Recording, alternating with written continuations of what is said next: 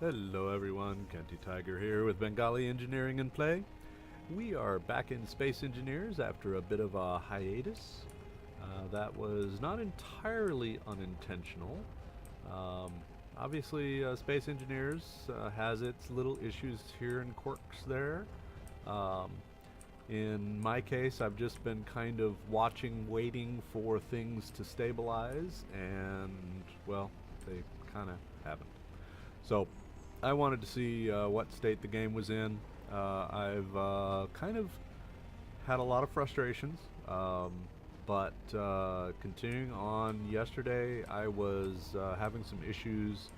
Um, it's why this kind of is the first of the video series rather than the one I originally did. The one I originally did, I was so incredibly frustrated because of all the shenanigans of space engineers that I finally just gave up and shut down the video. There were too many things that were not working.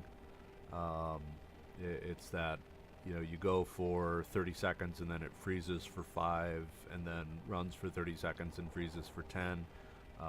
It was doing that constantly to the point where the game was unplayable. So things have, I don't want to say stabilized, but improved pretty dramatically. Um, I've uh, I've done a lot of work off screen. Um, so without really further ado, we're back in Space Engineers, obviously. Um, the goal and intention of this series is kind of to take a lot of what I discussed and everything last series and carry it forward into a little more practical environment.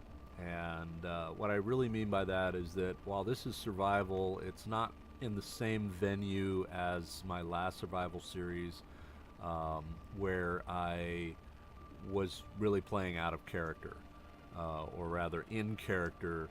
Uh, this one is not going to be really like that. I'm just going to be me, and the three goals um, of this particular series, one of which is almost done here, is to set up a planetary base. So I started off here. That was not entirely by accident. Um, so the three goals being a base, planetary base, where I can get a lot of materials and stockpile both raw materials, or really not raw materials because they'll all be processed, but processed materials and components. So really to just have a stockpile of stuff that we can use to build anything. A small platform, large or small, um, where we can actually launch and land, which is what this platform that you see on the screen here is all about. So obviously you can see this has got the beginnings of a base. I chose this location for a couple different reasons, and I chose this particular methodology for another couple reasons. Um, Eventually, I want to turn on a lot of hostile elements, and those hostile elements can be very trying when you have a base or something that is entirely exposed to the elements. Um, so my goal here was to build the majority of the base inside the planet, which is really to say, let me go ahead and zoom back and up. So we have this rock face. There's a little tiny valley behind here, but ultimately it goes into the mountainside, which is really what I wanted. So this was not the perfect ideal, but it really did set me up. So this little kind of valley in the lake here, um, and my original landing point was right over here, and I was actually looking at this because that was all I could see from out here. And I'll get into that in just a minute. But ultimately, I decided this was the place I wanted to go. So I mined my way in. I brought my favorite miner down and mined it in, and then started building the base. So the base is actually a little misleading in size. It's a lot bigger than it appears to be, and we'll actually go inside and see some of that. So this is obviously the outer portion here. As you know from my previous not only the basic survival tutorial, but from my original tutorial series, I'm not a vanilla guy. There's a lot, in my opinion, that's missing from the game. You can play vanilla. I've had a lot of fun in vanilla. But when it really comes to just going from, wow, this game is really interesting, it's amusing, it's entertaining, to, wow, this is really fun. Really does require a lot of the mods from the community to join in and just have a lot of fun. So I take my favorite mods, add them into my game, and then have a lot of fun.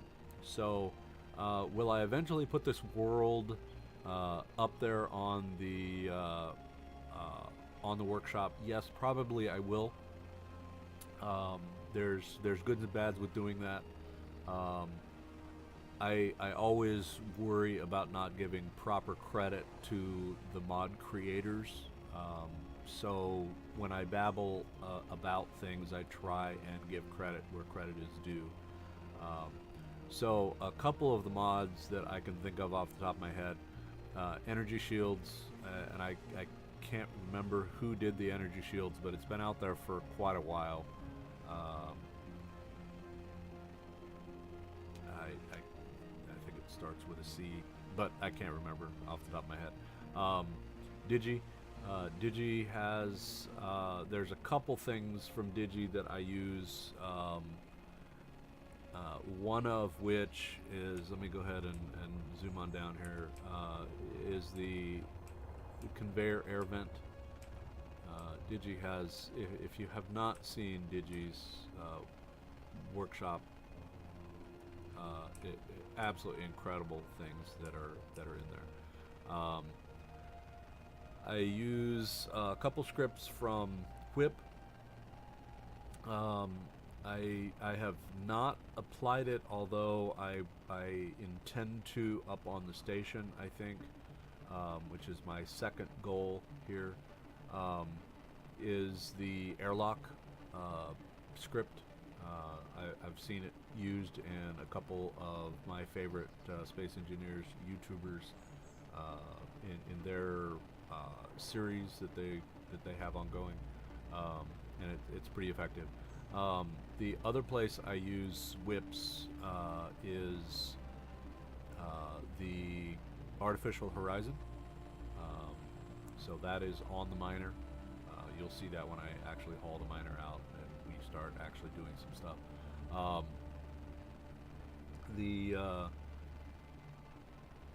Speaking of, I need to turn this off.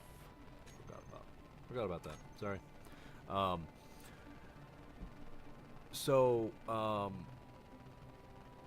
The other thing, M Masters automatic LCDs 2.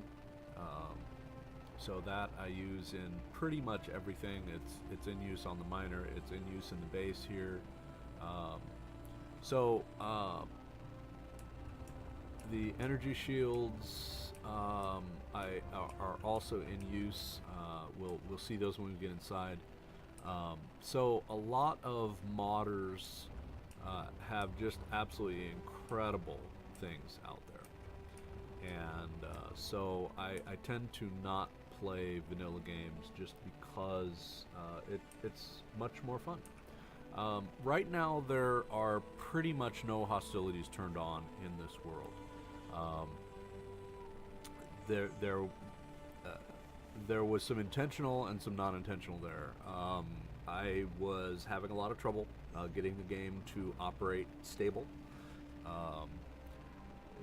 after the first couple hours, everything started to work better.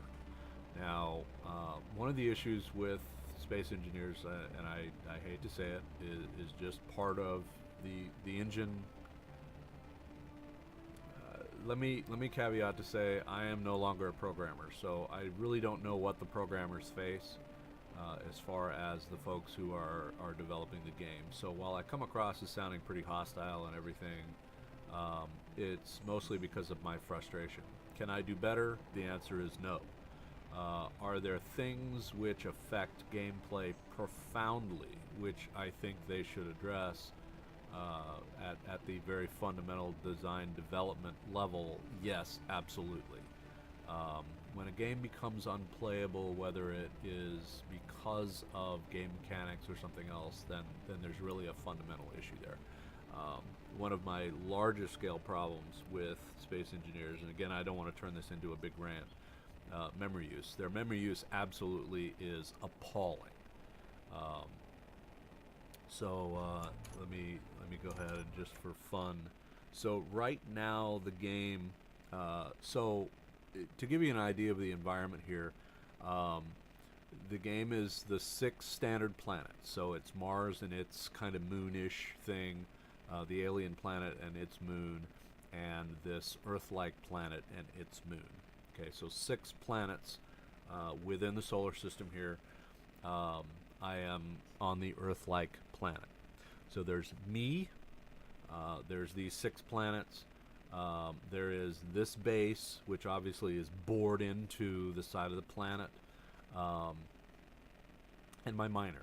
Those are the only things that exist in this universe. And we are consuming 18 gig of RAM. 18 billion bytes of RAM.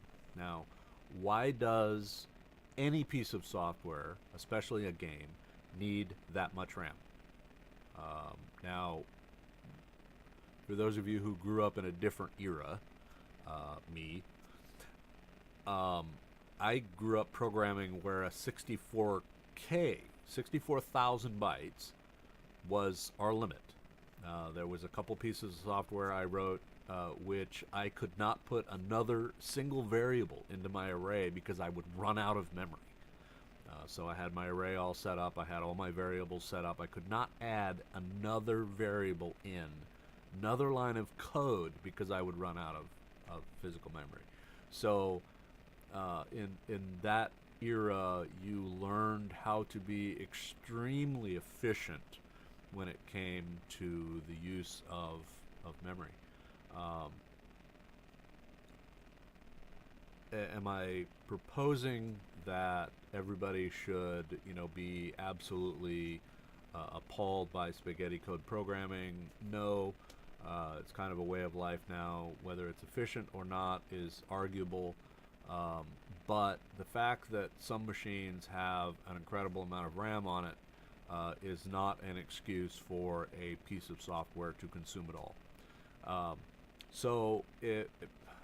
And again, I'm totally getting off on a rant here, but the professed requirements, so the base core requirements for this game is 4 gig of RAM. Recommended is 8 gig, or maybe it's 8 gig and 16 gig. Either way, 16 gig. My machine has 64 gig. So I am currently running at 18.626 gig of RAM in use by this piece of program, this software, this game. So by the base specifications and recommended specifications, we are already far beyond the requirements of this software. So while a certain portion of my more open-mindedness says, well, if it's there, it should be able to utilize it. But requirements are requirements. If you're going to set a standard that this game requires 16 gig of RAM to operate, then you should never go outside of that. That should be the game limit. But the fact that the game can go all the way up to 57 and 58 gig before it crashes. Now, what the hell is it using all that all that space for? To me, that is just obscene inefficiency. So Keen Software House touts we're optimizing this, optimizing that. Well, clearly they're not optimizing their use of RAM. There's a lot of improvement there. So got off on my rant anyway. So goals. Base. The base is about mass production. It is about the collecting of materials and being able to refine those effectively. The home base. Okay. Goal number 2 is to build and set up a space station. The goals of the space station are going to be twofold. So it's a 2-mission base station that will be large scale, and large scale, of course, is relative. Large scale mining production, which is to say it can take in a lot of raw material and process a lot of material into usable materials, and the ability to store and build components. So lots of assembly and that sort of thing. I have kind of energy low. The thoughts in mind for how I want to proceed, but I don't know exactly how I'm going to do it yet. So I've got a long ways to go as far as the design scheme of the station, but I want it to be able to not only collect materials, raw materials like the mining ore and all that sort of thing, being able to process all that material, and then be able to develop components so I can build spaceborne ships of any kind. So there's going to be projectors up there and so a lot of that's going to be the central base when I'm done. When I turn on a lot of these hostilities, one of the things I want to be able to do is go out, capture freighters. I'll be kind of semi-pirate in that. Capture them, bring them back, and then dismantle them, turn them into components. So that's one of the goals for that particular station. So I don't know exactly how I'm going to do that yet. Will there be a lot of living space? I don't think so, and the reason why, aesthetically, that's a lot of fun. But in the end, while the game is called survival, while I'm playing it as survival, it's not really. So obviously my character within the game doesn't need to sleep, they don't need to use the restroom, that sort of thing. So there's those aspects which, yes, aesthetically it's a lot of fun to build and make things really neat, and I may actually turn on some mods. I had intended to do that originally, and I may still do that. It just, with the game being a little bit unstable, when you add 50 mods into things, then sometimes things get even more unstable, which I didn't want to do. So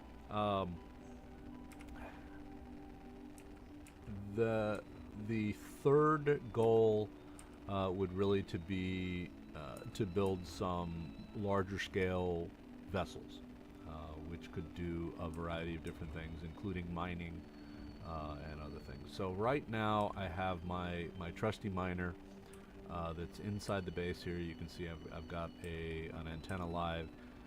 Antennas may be a little bit problematic because of their ability to get hacked. So with an antenna on your base, it does open you up to getting hacked, and a lot of things can happen there. So there may be some precautions that I will ultimately have to take to remedy those sorts of things. So those are going to be the evolution of the series, the different mods that I add and that sort of thing. Um, so another mod that I add was this force field door here, which again I will ultimately when I publish all this will have references to where those are, who did them, and ultimately if I put the world up, then all of those will be listed as the required mods. So don't want to go into detail, so for those mod authors who recognize your work, thank you very much for your modding. I know, being somewhat of a modder myself, I know it's very frustrating to maintain mods when the game continuously breaks your mods. So my hat's off to you, my salute to you for maintaining mods. Brilliant stuff for most of you. All right, so let me talk about the geographic location here before I get into, obviously, moon up there. I think that's a moon. Another planet way off there in the distance. Not sure which one that is. Why did I end up here? It was not entirely by accident. I chose to enter into this blank solar system, so there's nothing here except the planets. And whenever you start a new world, it always gives you the option of spawning in some sort of a thing. So planetary lander was what it was, and if you select a planetary lander, you're going to end up on an Earth-like planet. Now you could end up over on the alien planet or Mars, but 9 times out of 10, if you select that planetary, there's some other options there that will steer you in those directions. So I didn't choose this completely at random. There was some arbitrary, but there was also some very, very pointed things. Obviously, if you're not having to worry about things like oxygen when you first start a game, there's one aspect off the table that you don't have to really worry about initially. I'm running out of power here, but we can actually remedy that pretty quickly. Why did I choose here? Well, there's this great big huge lake out here, which I could see from space. So this became my target. When I actually got down here to the surface, I was in the lander, the standard, game provided lander. I saw there were a couple little valleys, canyons here, which were a bit more secluded. So I decided, okay, I'm gonna pick one, and this was the one I ended up picking, and it was because I saw this rock face here.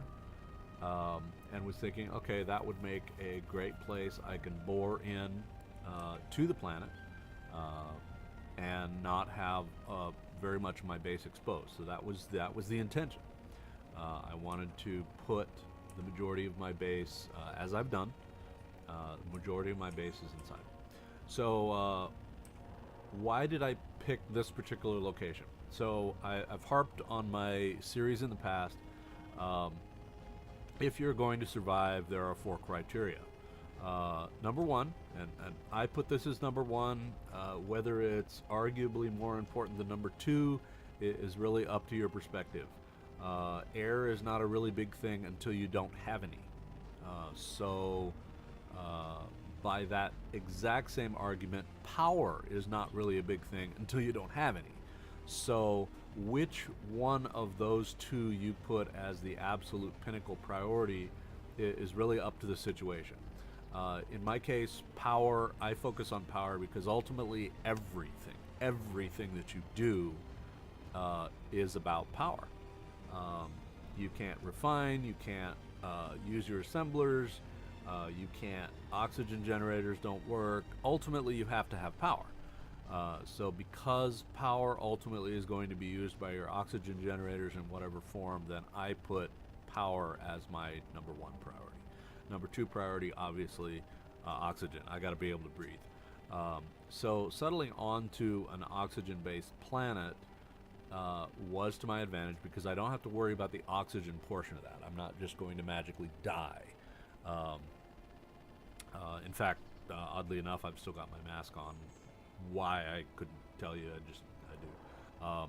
So, habit, I guess. Um, so, my goals with any survival game is I got to meet those criteria. So, the first criteria, power. Second criteria, oxygen, hydrogen. Hydrogen obviously is your motion.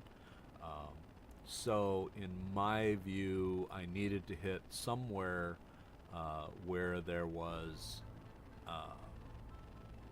ice, ready source of ice, readily available source of ice. So I wouldn't have to worry about the oxygen hydrogen component. So pretty much landing here took number 2 off the table.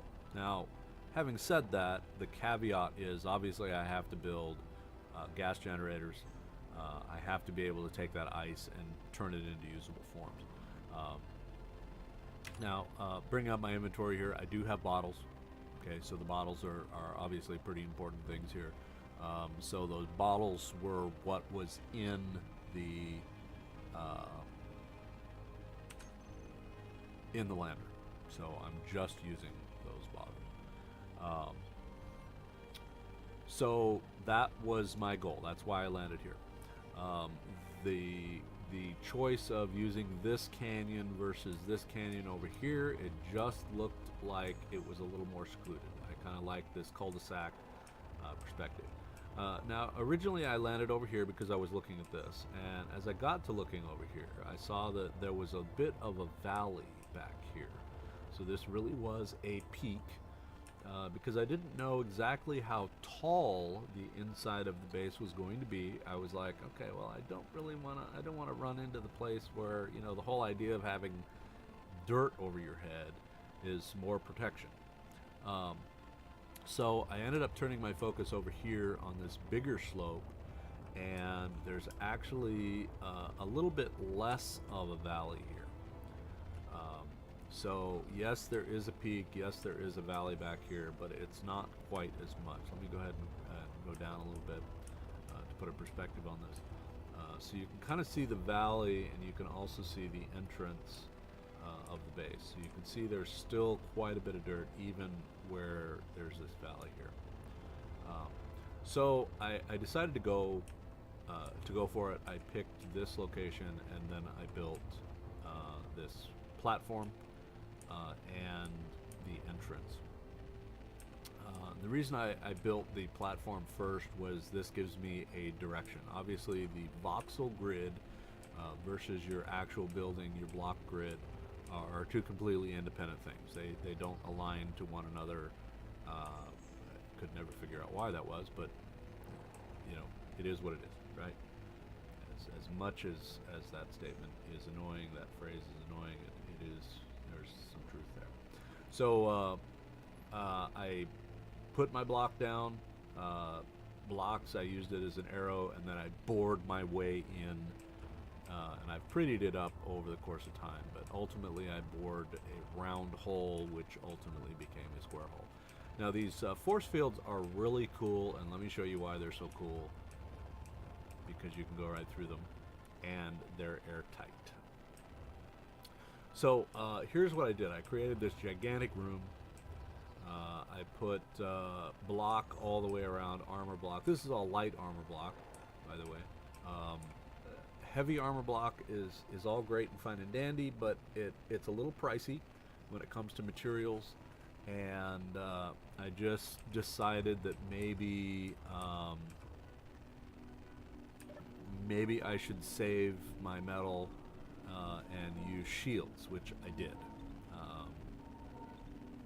So let me add up. You can see my oxygen and hydrogen both went back up to 100%. So all this is plumbed in. As you folks have seen from my past adventures, I like to set up infrastructure, so not only the structure of the base itself, but plumbing and that sort of thing. So underneath the deck here, there's a lot of stuff, and I'm gonna there's two goals. I want to build a medical bay out here towards outside the entrance. I want it to be available.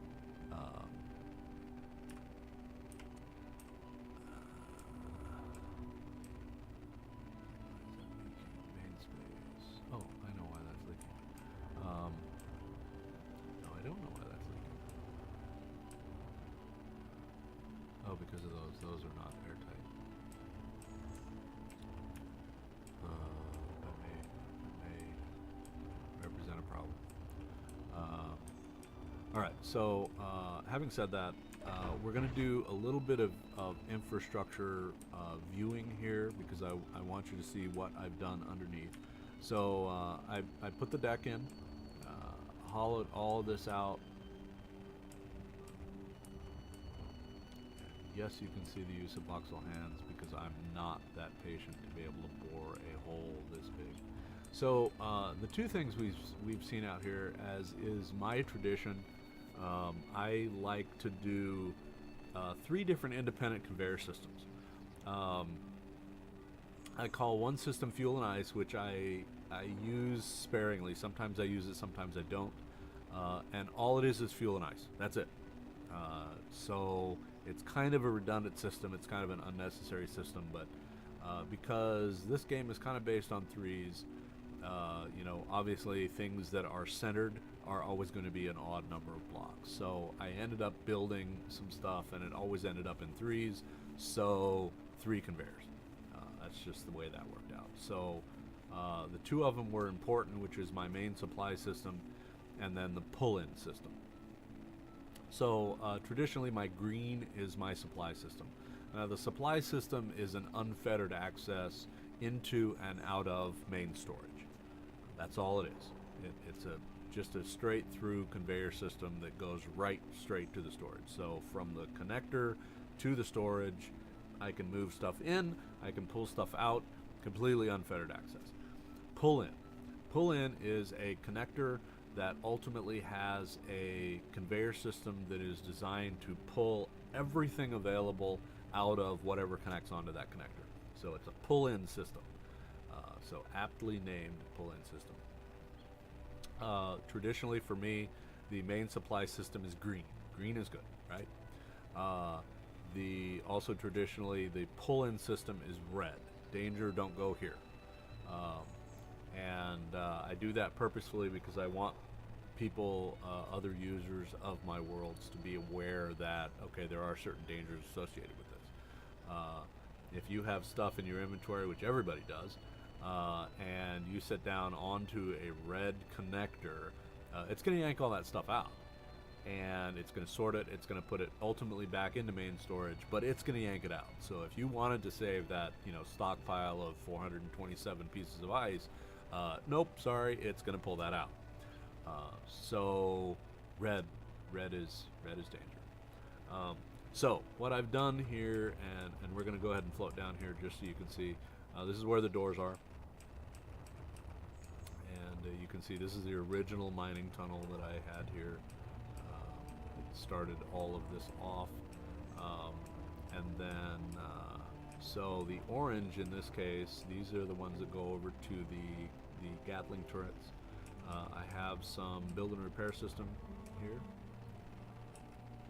So there's 4 of them out here, and this is my goal here was you could do ship repairs or dismantling. If you found things, you just haul it back here, set it down, paint it to whatever color your dismantle color is, and boom, done. So that's what these guys are. The 2 red containers, or connectors there, you know, their whole goal there is exactly that, is to pull in everything. So the red here, so the orange conveyor down here is actually the main supply. I did not paint it to my traditional green because it's under the deck, so nobody will actually see it. And the reason I painted this red was it was convenient because I could just select red and then build it all. This also being under the deck is invisible. So one of the goals here, you can see I do have ore here that I have not collected. This is, I think it's cobalt here. And I didn't pick this place because of the cobalt. I just ran into it. And then I left it here because. So one of the things that I want to do, so this is kind of my initial building goal. Oh, let me go ahead and go back here. So this is, there are some redundancies here. So let me go ahead and go to the center here. So this red one, the pull-in system, ultimately goes all the way to the end, and I'll show you why it goes to the end. And then it splits, it goes outboard from centerline to both sides. And it goes up through the deck and stops. And the reason it stops is because that's where I really wanted to start the video, or rather continue the video, because I kind of abandoned the first video. So it goes up through junctions through the deck and out. Originally, I was going to put my sorter right here, and I decided no, I'm not going to do that. I'm going to go ahead and put all the configurable blocks up. So all the configurable blocks are going to be accessible from the main base. The only thing down here is going to be the conveyor system. So I put doors in so you can actually get into these areas, but I didn't go beyond that. Now the space here, this big huge room cut into the rock, actually goes back much further. I did build the floor all the way back, and we'll go ahead and put holes up top so you can see. And then this center line is the main distribution here. So this is again the main supply system. Ultimately would be green normally, and redundant systems are on the outside. So there's actually 3 conveyor systems that are all interconnected, as you can see, but there's one on this side, one down the center, and one down this side that are all interconnected. So that's my redundancy. The pull-in system does not have any redundancy. It's a single line in, which is all fine and dandy. Obviously, you're not, the world isn't going to end if you don't have that redundancy. I put a hole in the deck here, which make sure I've got my colors set up correctly, and then that block in. Oh, I need steel plate. Of course I need steel plate.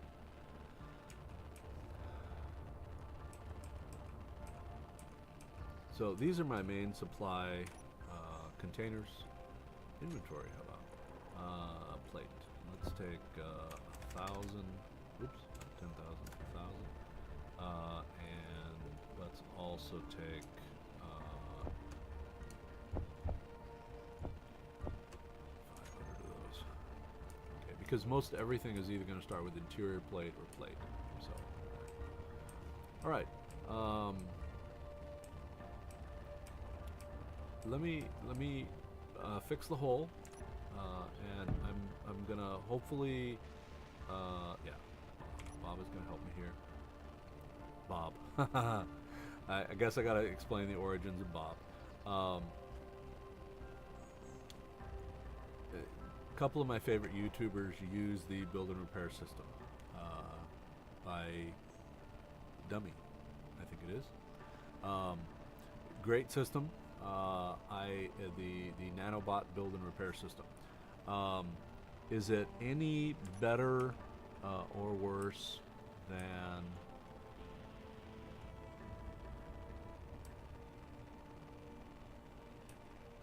trying to understand what is going on here. This is not there. Now it's loading. Okay, I don't know what that delay was about.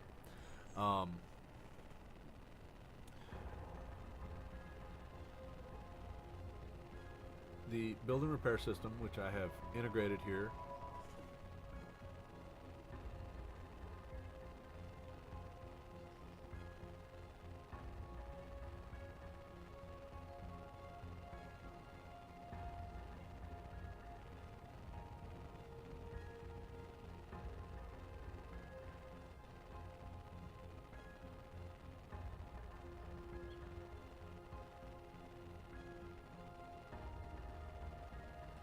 Okay, apologies there. Phone was ringing.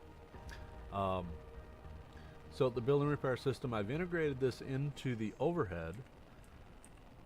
So as you saw, I had integrated 4 out on the landing platform, and I've integrated, I think it's 12. A couple more than 12. 1, 2, 3, 4, 5, 6, 7, 8, 9, 10, 11, 12, 13, 14, 15, 16 in the overhead. One of the things that I will probably do, and we'll get to that, is actually put glass over these. And the reason I pick glass is because glass is airtight, because the build and repair systems are not airtight, and I think that will solve my problem with airtightness. So I do want this room to be airtight, even though I am on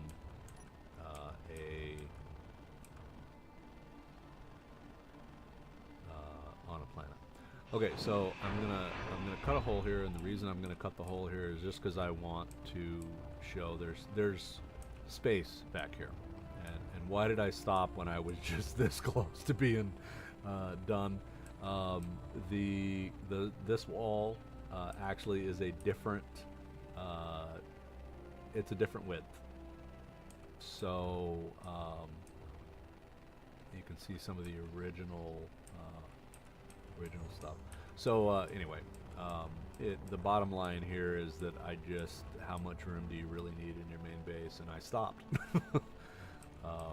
So might open this up and build it all in the future, but not right now. All right, so let me put that back in.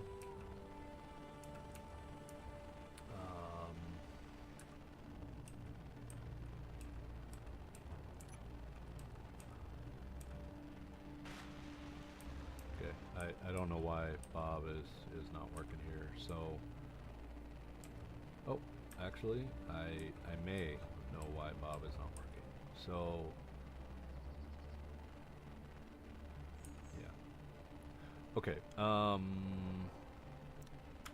Here's what I'm going to have to do for a second to remedy this, and I do apologize for doing this on screen. Normally, I kind of do this kind of stuff off screen. So, what I did was jump into my spectator cam. This is just inside the door, and here's where the problem is. So let's go up top. You can see this fantastic array of interconnection points, which goes all the way out here to the front where those draw-in connectors are. So this is basically their setup, their regular air vents that are set up in a depressurization, so they're pulling in air. Okay, now what you can do with those when they're in that kind of configuration, they will fill oxygen tanks for you, so you will always have that ready supply of oxygen. Is that really a necessary thing on a planet? No, but remember that those will help you and your oxygen generators when you attach a ship that you need oxygen. So it will not help you with the hydrogen portion of that, but it will help you with the oxygen portion. So here's what I forgot to do. The interconnection points in this case are these guys right here. So these are what go down to the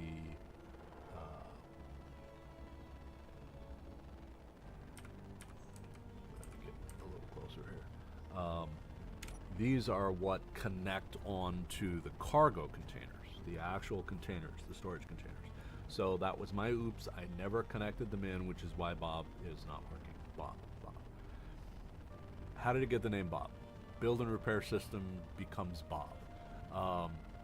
I watch my 2 favorite YouTubers for space engineers, Captain Shack, XP Gamers, and Wasted Space from Wasted Space. Why are they my favorite? They've been around for a long time. 2 completely different perspectives of how it is. And I know that sounds a little bit condescending, depending on which way you want to go. Um, Captain Shack is really mellow guy. Wasted Space likes to beat the snot out of things, figure out how things work and all that sort of thing. So it's a completely different perspective between the two. I'm not saying either one is better or worse. There's no good or bad here. It's just a different genre of gameplay. Okay, so I'm more of the beat the shit out of it, figure out how it works. So I'm kind of more on the Wasted Space side as far as my personal attitude goes. I like understanding. This is consummate engineer talking here. I like understanding how things work. So anyway, Bob is what both of those folks in their streams, their longtime Space Engineers series, call the build and repair system, became Bob. So I fell into that trap. So Bob. So the build and repair system, and I will try and stay away from those names and call it by correct title, so I do apologize for that. So Bob, build and repair system. If this works, then I'm gonna, this is the other reason to cheat a little bit. So good, it did work. Oh no, it didn't. And it didn't because there never got this.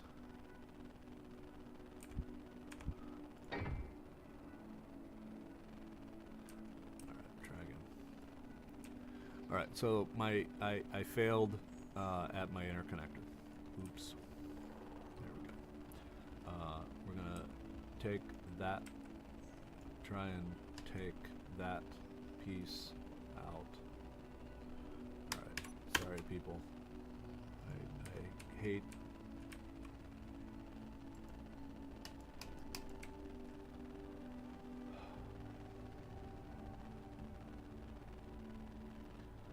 Alright, so this should be working, but clearly it's not.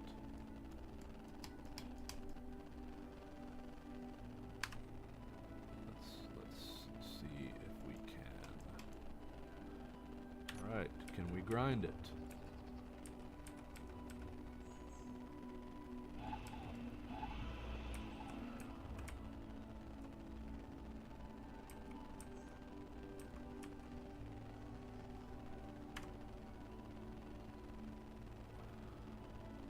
So, the very reason why I just stopped playing Space Engineers for a while.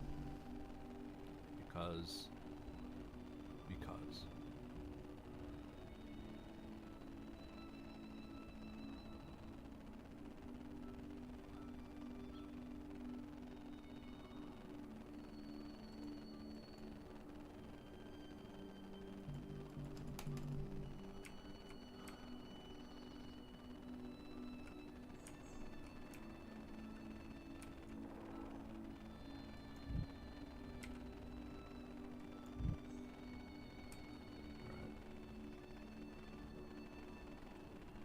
Okay, so that needs to be there,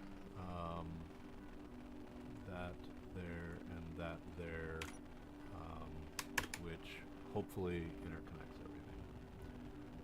everything. F6 to get back into character here. So, why I couldn't do it from the other side, not even Keen knows. So, I think we've recovered from that. Let me go ahead and go back into spectator cam and just visually verify the work here. So this connects the center line, which goes on down. These outer ones connect the cargo system into this upper system. So this is ultimately my top to bottom connector. So this entire conveyor grid up here is in fact completely independent of the lower one, except for these two connection points. The reason why there are two is because I like redundancy. So let me go back down into the main compartment, which is this here, and you can see now where those connect. So those come through the overhead here and go into the main cargo containers, and again the same thing on the other side. These main cargo containers in fact connect through the bottom and into the grid, the conveyor grid at the bottom here. Alright, let me get back into my character. What we, I think, have accomplished now, and let me go ahead and turn off Space Master, which hopefully we're done with that for a little while. What are the goals at this point? Two things. Sorry, let me get up here and accomplish what I had intended to accomplish. Doors. I wanted to put doors in the end. So what I have to do, actually, I'm going to use Bob. I did it again. Sorry. Use the build and repair system. I have a particular color set up. Why did I pick this particular color? Well, that I stole from the other guys.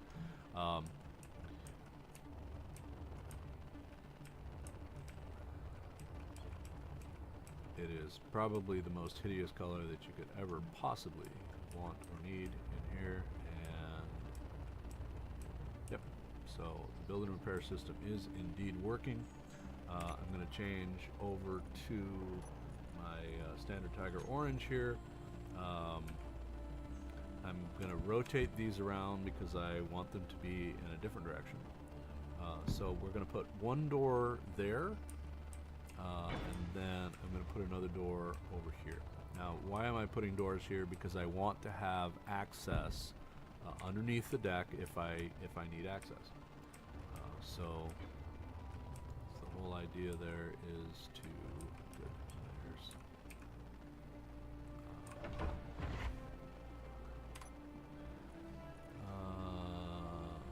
doors sliding.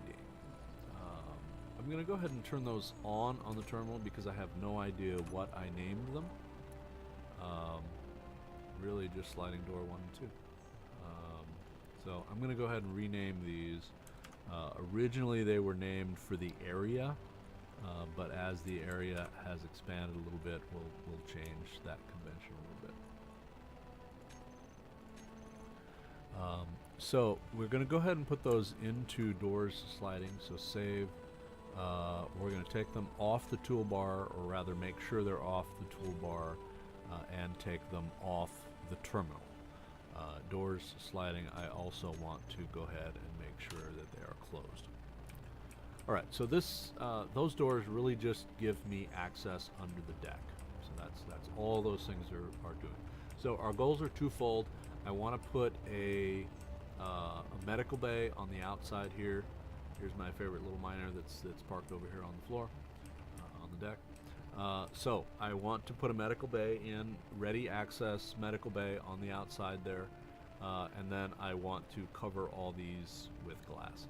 Okay, so that's going to take a little bit of time, but I think we can go through pretty fast. So I think we're going to put. I think we're going to go ahead and put it over here, not really because of any particular reason, just because. Here's the hole that I want to put this in, so I'm going to go ahead and recolor this. I'm hoping that Bob, keep doing that. The build and repair system will.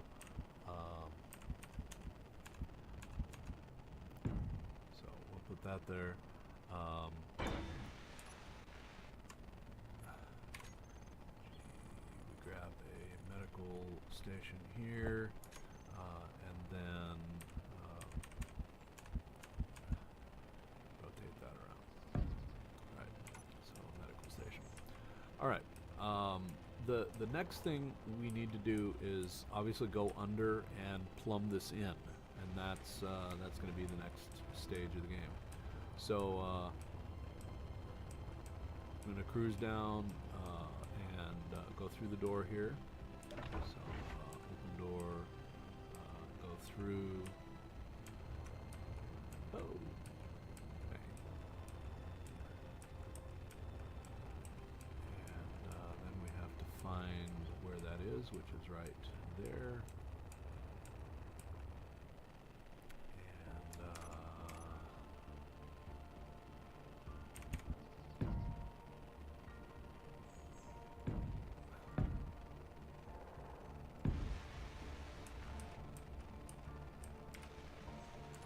I'm going to go ahead and just grind this because it's easier. And then put in a conveyor junction. Alright, now I may or may not have the pieces I need to do this. Construction, small steel tube motors. I should have. I don't have that. Huh, maybe.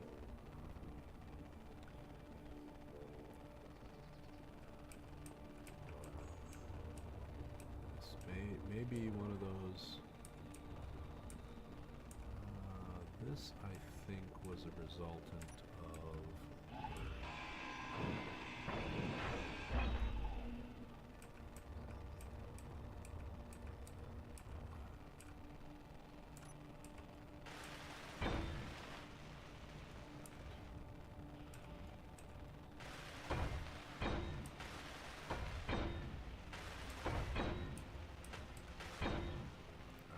So, I think I had more materials in my inventory than Bob.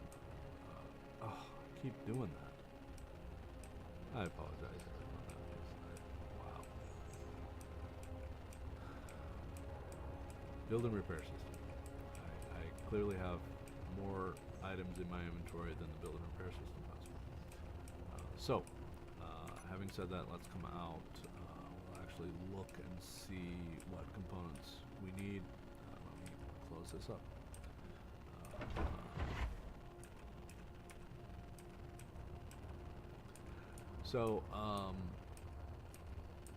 This is to finish the goals here. Let's go ahead and test this. I think. Okay. Fortunately.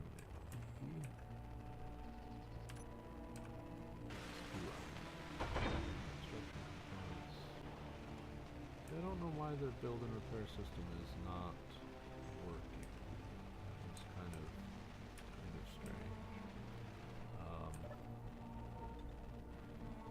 Okay, so our oxygen hydrogen went right up to the top, which means it is in fact plumbed in to the system, and I'm getting energy, which you will as long as it's attached to power somewhere.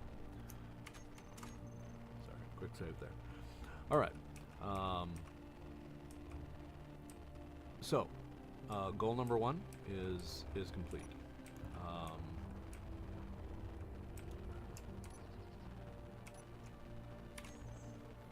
Let's go to Windows, window blocks, and I want to pull in. I'm going to go ahead and slide out here to number 9. This is where I put all of my windows and such. So that one goes there. 3 goes there. 1, if I can find it, goes here. 2 face, 1 by 1 face, and the slope goes there. Finally, my 2 to 1 goes there. Face and the sides go there, and finally the 2 slope goes here. All right, so this is my standard config.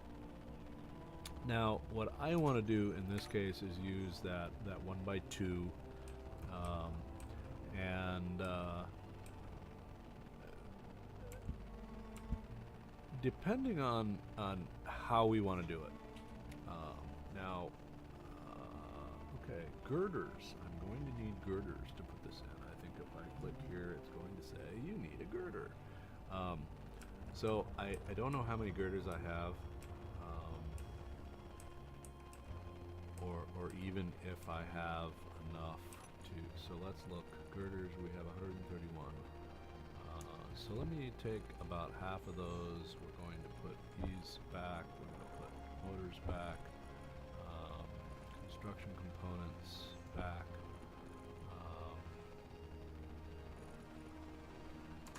So what I want to do here, if I can, is just get these to the point where the build and repair system can effectively work. So let's see if we do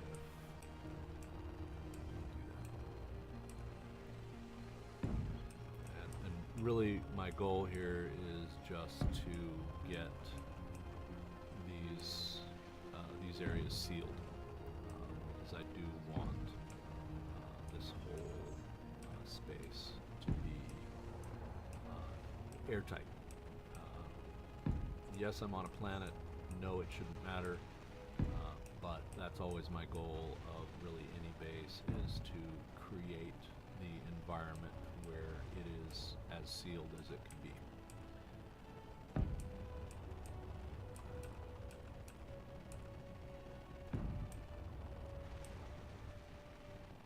Now, advantages and disadvantages of using a build and repair system.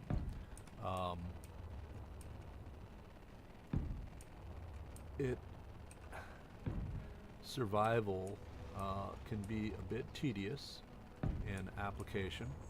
For those of you who have done a lot of playing of survival, you already know that. It can be entertaining, absolutely, but it can be tedious and monotonous, also, absolutely. So really understanding your own goals and figuring out where you want to go with everything is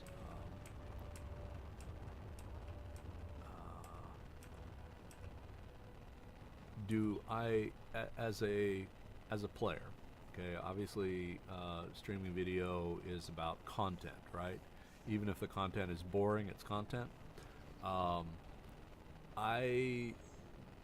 Depending on my mood, sometimes I really very much enjoy watching other people do stuff, whatever, play the game, whatever.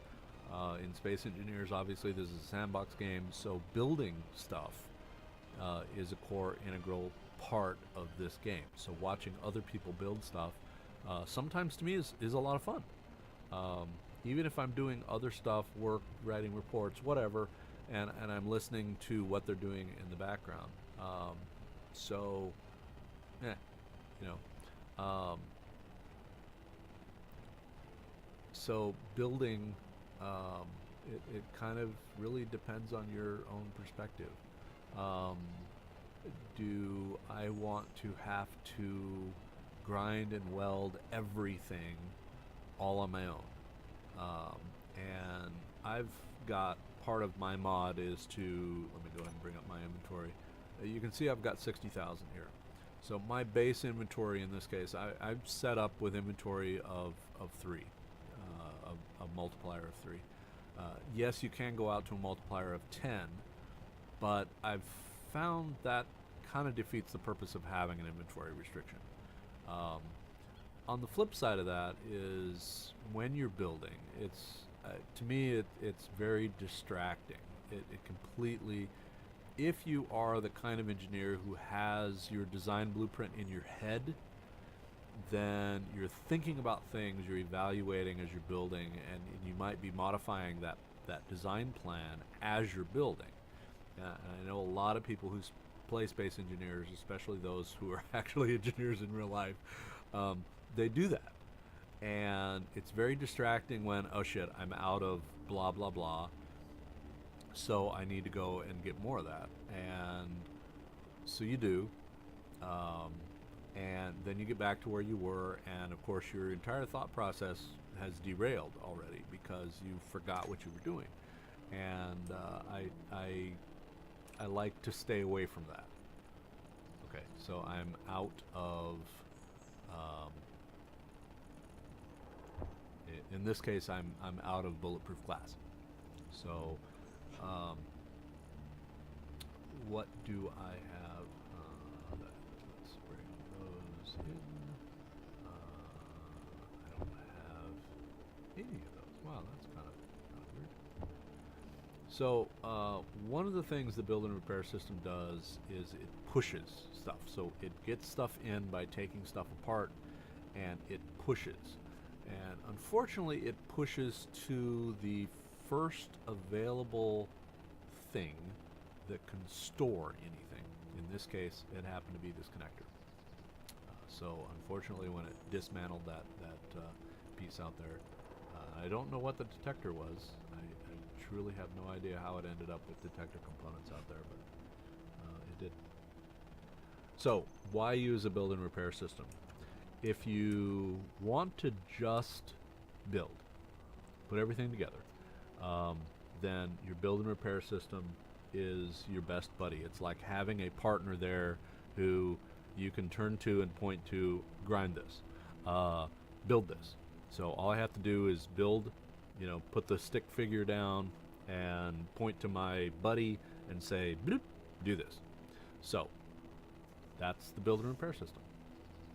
Now there's two different major build and repair systems, or rather nanobot or nanite based systems. The nanobot build and repair system is this one here. Why do I like this system? It's small. So this is it's the size of an assembler. It's a 2 by 1 by 1 block. So you can put it conveniently anywhere. The other block that does similar stuff is the nanite control factory, and I am actually going to build 2 of those into this base, and the reason for that is distance. So the nanite control factory only works on large grids, so either your large ship or your base.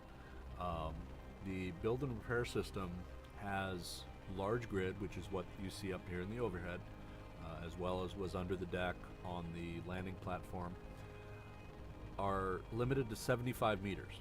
So if anything is within 75 meters, then the build and repair system can work with it. For the most part, and there is some variables here, the nanite control factory can go out to 300 meters. Now there's goods and bads with both, there's features with both, but I want to be able to take advantage of that 300 meters when it comes to the nanite control factory, and there's a reason for that. So eventually we will build that. Not going to be now though.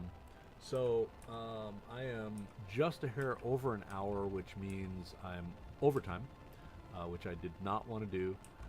The goal of the next video is to kind of do the tour of where we're at, which I have not done, had intended to do but didn't, and then start building the production refining portion of the base, which I have not done. So that's the goal for the next of the series. With that having been said, this is Kenty Tiger signing off. Thank you for watching, and we will catch you next time.